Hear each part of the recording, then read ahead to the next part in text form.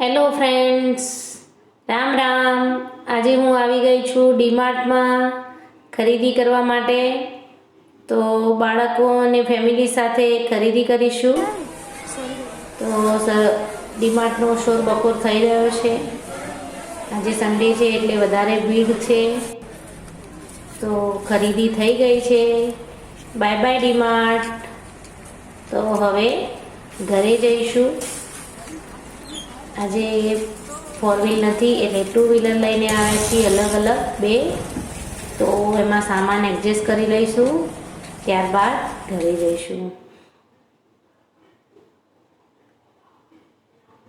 તો રાત્રે મોડા આવ્યા હતા ડીમાર્ટમાંથી, એટલે સામાન બધો એમ જ પડ્યો હતો. તો આજે સવારે હું વહેલા ઉઠી ગઈ છું, તો સામાન હું ગોઠવી દઉં છું. તો હું મારા ઘરમાં સામાન કેવી રીતે ગોઠવું છું અને ક્યાં રાખું છું એ હું તમારી સાથે શેર કરવાની છું. તો પ્લીઝ ચેનલને સબસ્ક્રાઈબ કરવાનું ભૂલતા નહીં અને વિડીયોને લાઈક કરજો, શેર પણ કરજો. તો આ છે મારું કબાટ. મોડ્યુલર કિચન નથી એટલે આવી રીતે કબાટ છે અને અહીં 3 અલગ અલગ પાર્ટ કરેલા છે. તો એ 3 અલગ અલગ પાર્ટમાં હું મારું જરૂરિયાત મુજબનું જે પણ કરિયાણું હોય એ આમાં એડજસ્ટ કરી લઉં છું, ત્યાંથી હું ઉપયોગમાં લઈ શકું. તો આ બધું છે ગ્રોસરી એટલે કે કરિયાણું, અને અમુક વસ્તુઓ પણ છે જે ઉપયોગી હતી. વધારે લાંબુ લિસ્ટ તો નહોતું, પણ તો પણ ઘણો બધો સામાન આવી ગયો છે. તો સાથે તેલનો ડબ્બો પણ લાવી દીધો છે. તો એ બધાનું એડજસ્ટમેન્ટ એટલે કે એ બધાની ગોઠવણી હું ક્યાં કરું છું એ હું બતાવીશ.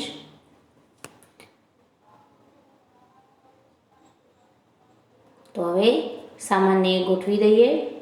તો અહીં મેં લઈ લીધો છે એક નાસ્તા માટેનો ડબ્બો. એમાં ઓલરેડી પેકેટ પડ્યા જ છે બિસ્કિટના.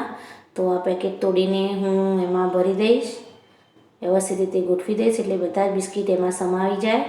જો પેકેટ એમના એમ રાખીએ તો એ મૂકવામાં એડજસ્ટ થતું નથી, એટલે મેં ડબ્બામાં છૂટા કરી અને કાઢી દીધા છે, એટલે બાળકોને જરૂર પ્રમાણે લઈને ખાઈ શકે. અહીં ખાંડનો જે ડબ્બો છે એમાં હું ખાંડ કાઢી દઈશ, અને ખાંડમાં કીડીઓ ન ઘૂસે એ માટે હું એમાં થોડાક લવિંગ નાખી દઉં છું. તમે પણ આવી ટ્રીક કરજો, કારણ કે મારા ઘરમાં કીડીઓ વધારે આવે છે.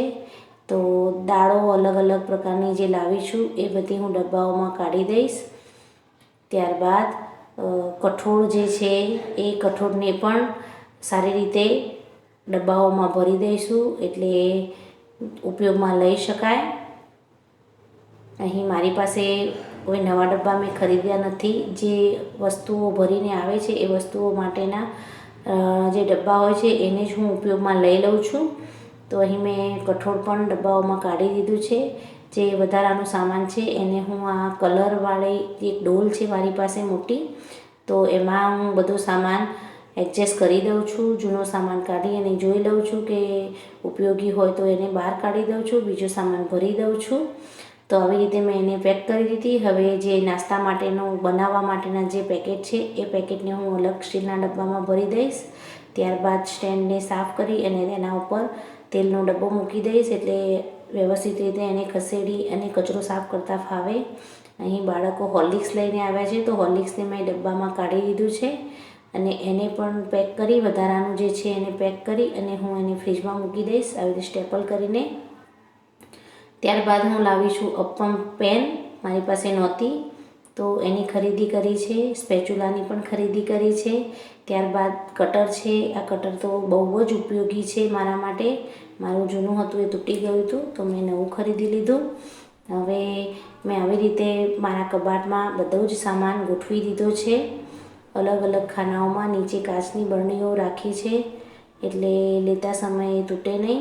અને ઉપરના ખાનામાં અહીં કાચના ગ્લાસ અને કાચના કપ પણ મેં અહીં રાખી દીધા છે, એટલે જ્યારે પણ મહેમાન આવે ત્યારે ત્યાંથી આસાનીથી લઈ શકાય. નાસ્તાનો ડબ્બો બાળકો માટે નીચેના ખાનામાં રાખ્યો છે, વચ્ચેના ખાનામાં, એટલે બાળકો લઈને ખાઈ શકે. અને ઉપરના ખાનામાં મેં બધા જ કઠોળ અને મસાલા જે વધુ પ્રમાણમાં હોય એને ઉપર ભરી દીધા છે. તો મેં આવી રીતે ગોઠવણી કરી દીધી છે. ત્યારબાદ જે મોટા ડબ્બાઓ છે એ ડબ્બાઓને મેં અલગ ખાનામાં ગોઠવીને રાખી દીધા છે, એટલે ત્યાંથી કોઈ પણ સામાન લઈ શકાય. તો મોટી જે ડોલ હતી કલરની અને તેલનો ડબ્બો એ મેં અલગ ખાનામાં મૂકી દીધા છે. આ ખાનામાં મેં નીચે પાટલા મૂકીને મેં એમને મૂક્યા છે, એટલે નીચેથી સાફ કરી શકાય. ઇડલી કુકરને પણ મેં ત્યાં રાખી દીધું છે. તરવા માટેના જે અમુક નાસ્તા છે એને મેં ડોલમાં ભરી દીધા છે. અહીં બાજરી અને મકાઈના લોટ માટે મેં પ્લાસ્ટિકના ડબ્બા લીધા છે. એ ઓછો હોય છે ક્વોન્ટિટીમાં એટલે. તો આ હતો મારો આજનો વિડીયો. મળીએ નવા વિડીયોમાં. ત્યાં સુધી